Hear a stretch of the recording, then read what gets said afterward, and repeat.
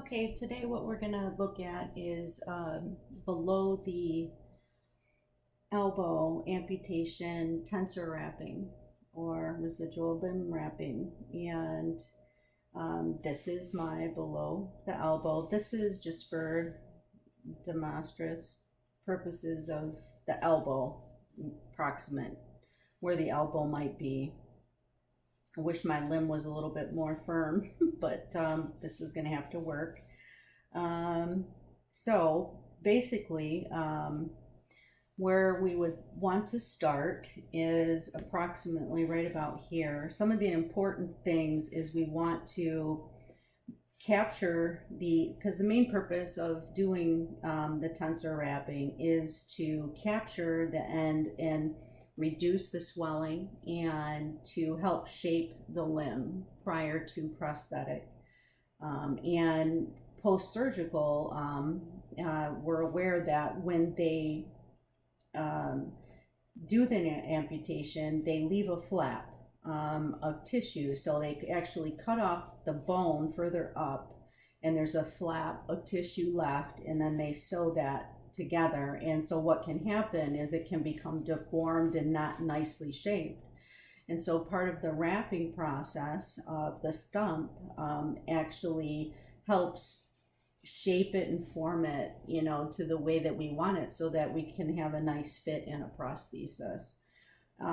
So where we would start, I've seen this done of many different ways, but we want to start down at the bottom here a little bit on an angle, and you want to capture at least one of the corners. You don't want to have any wrinkling, but you want to have a nice firm capturing of one end at least.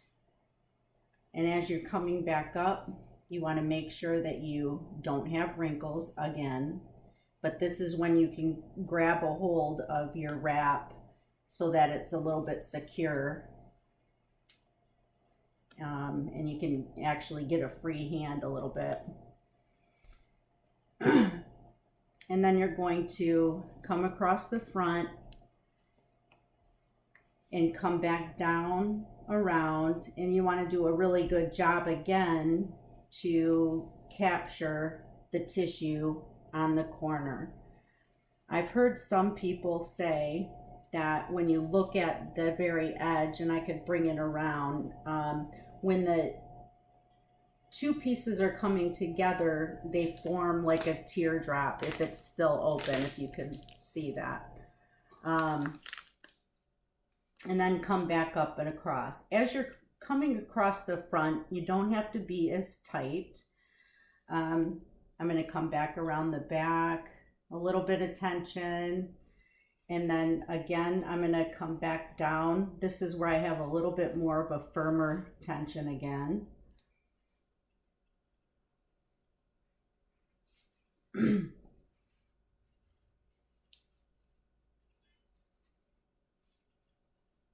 Trying to keep my ace wrap wrapped.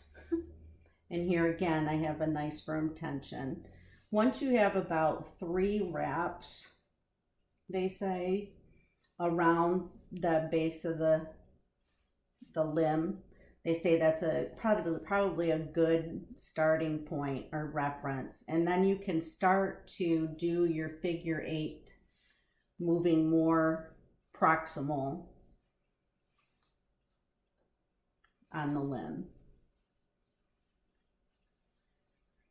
Now when I get to the elbow joint, I have to make sure I don't have wrinkles on the back there.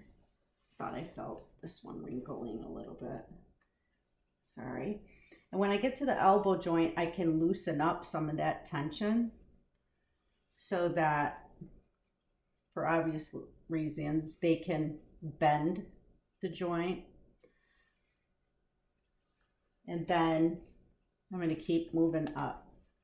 Now here's where you could decide if you feel like you need to use another wrap.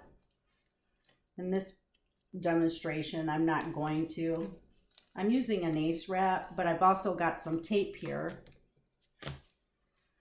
that I can use to anchor but it should make it above the elbow joint so that you are creating that pressure gradient to help with the fluid moving upward. So there you go, you got your herringbone type of pattern, and I created that nice shape for the limb.